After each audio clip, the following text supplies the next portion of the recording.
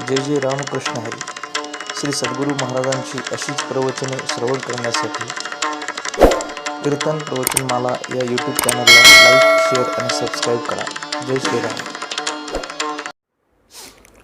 श्रीराम जय राम जय जय राम. श्रीराम जय राम जय जय राम. श्रीराम जय राम जय जय राम.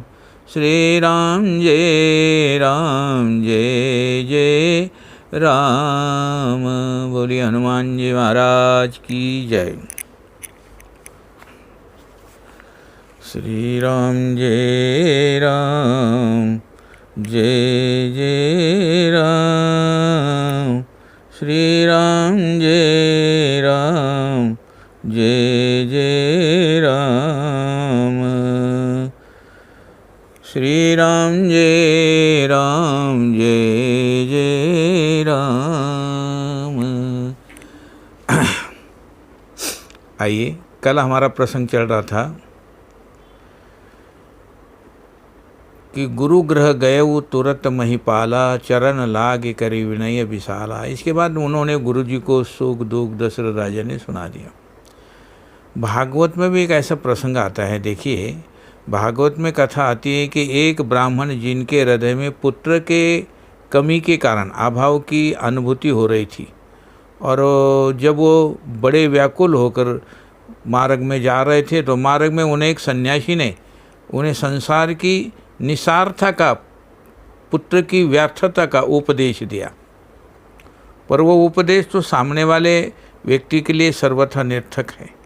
इसलिए गुरुदेव ये निर्णय करेंगे कि शिष्य को किस औषधि की आवश्यकता है. और तब गुरु वशिष्ठ ने उन्हें यज्ञ का आदेश दिया.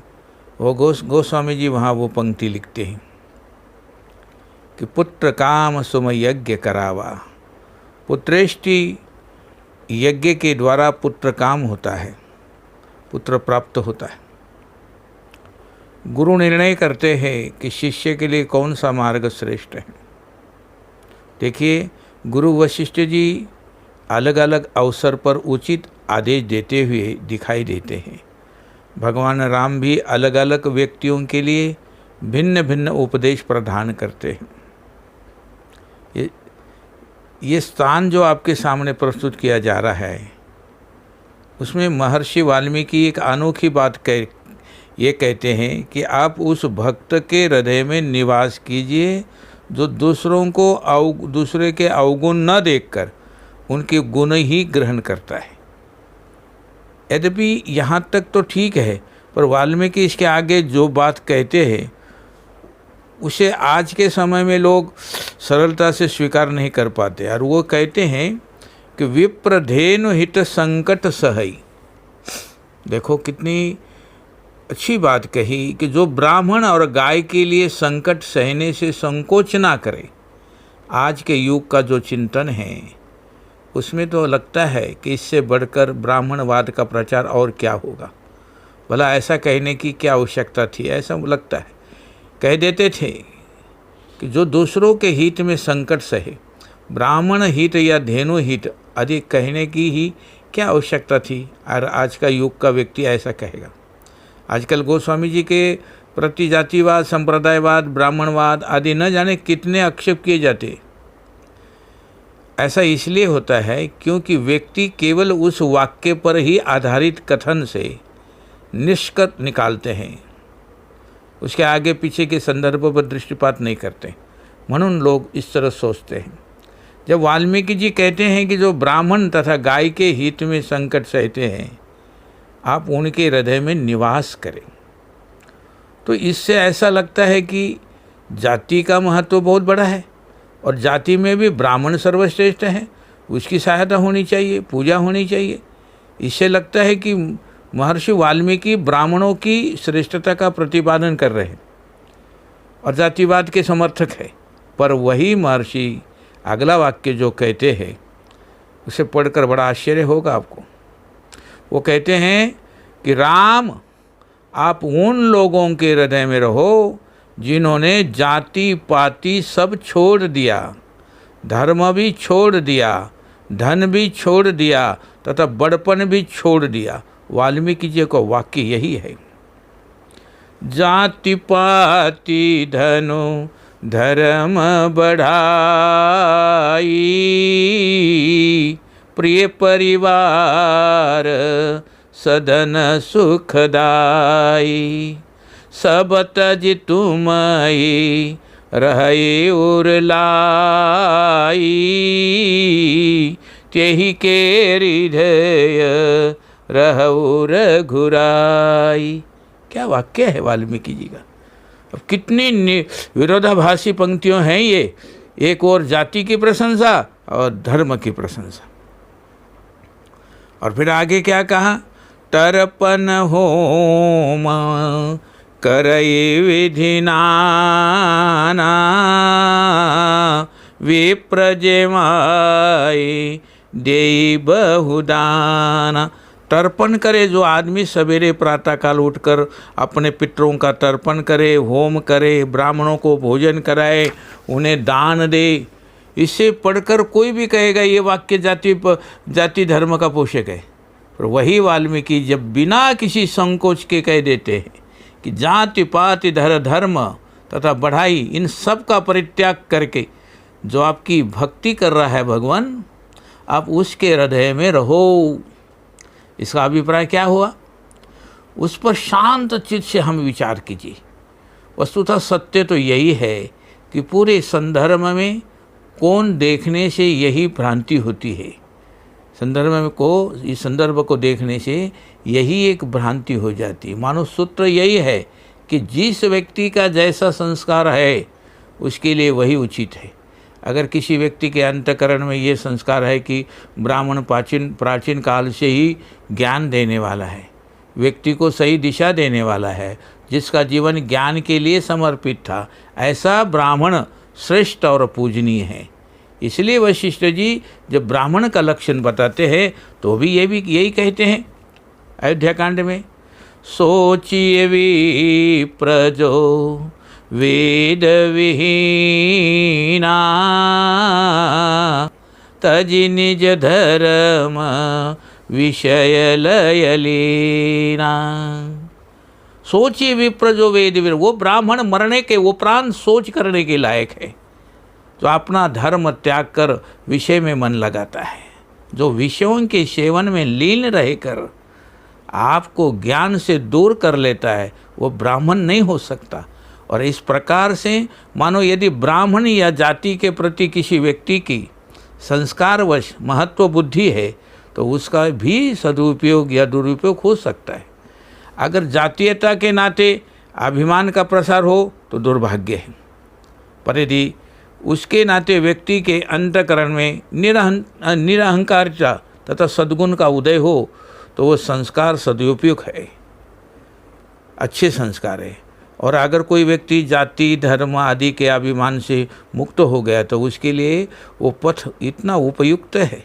सीधा सा तात्पर्य है कि दोनों ही मार्ग भगवान से जुड़ सकते हैं और जुड़े हुए हैं। भगवान श्री राम के सामने पहले कबंध आता है, भगवान ने बाण चलाकर कबंध का वध कर दिया। इसके बाद जब वो गंधर्व के रूप में बदल गया, जैसे प्राण छूटते ही, तो भगवान ने उसे उपदेश दिया। वही भगवान कबंध को गति देने के बाद भक्तिमती शबरी के आश्रम में जाते हैं और दोनों प्रसंगों में आप परस्पर विरोधाभास मिलेगा आपको। एक और तो कबंध को उपदेश देते हैं, उन्होंने कहा, सुनो गंधर्व कहूँ मैं तो ही, मोहि न सोहाई ब्रह्म कुल द्रोही। हे गंधर्व, मैं तुम्हें बता देना चाहता हूँ कि ब्राह्मणों का विरोधी मुझे बिल्कुल प्रिय नहीं। भगवान राम ने कहा ब्राह्मण कैसा भी हो पूज्य है। सापत ताड़त परुष कहंता, विप्र पूजस गावई संता। और दूसरी ओर शबरी के समक्ष भगवान श्री राम ने उपदेश देते हुए सबसे पहले जाति का ही खंडन किया। भगवान श्री राम का वाक्य है ये, जाति पाति कुल धर्म बढ़ाई, धन बल परिजन गुण चतुराई। हे शबरी, मेरी प्रसन्नता के लिए ये वस्तुएं आवश्यक नहीं है।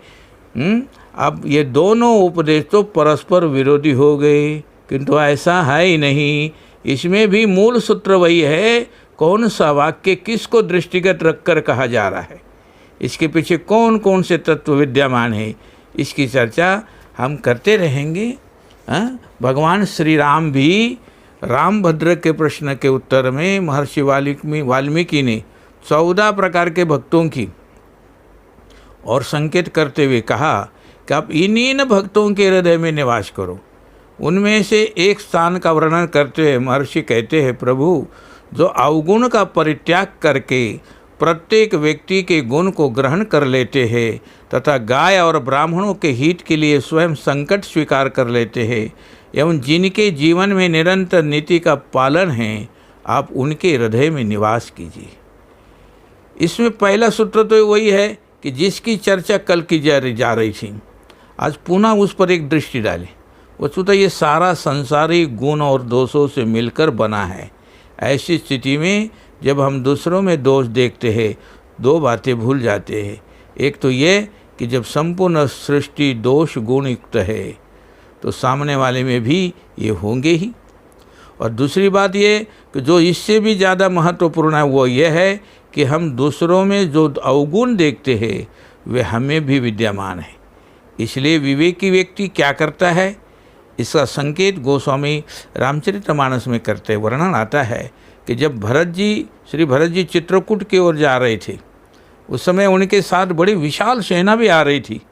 तो गोस्वामी जी ने लिखा कि जितने पशु पक्षी थे स्वाभाविक रूप से श्री भरत के साथ सेना को देखकर भागे और विकल होकर भगवान के आश्रम में आए। सारे पशु पक्षी कैसे, न बधुरी खग मृग भूरी भागे, विकल प्रभु आश्रम गए। पशु पक्षी सब आ गए, चारों ओर विलक्षण सा दृश्य छा गया। उसी समय कोल किरातों ने आकर भगवान राम से कहा, समाचार की रात कोली न आई ते ही अवसर कहे। श्री भरत जी आ रहे हैं और साथ साथ ये भी सूचना मिली कि आए क्या यस कहा बहोरी, सेन संग चतुरंग न थोरी।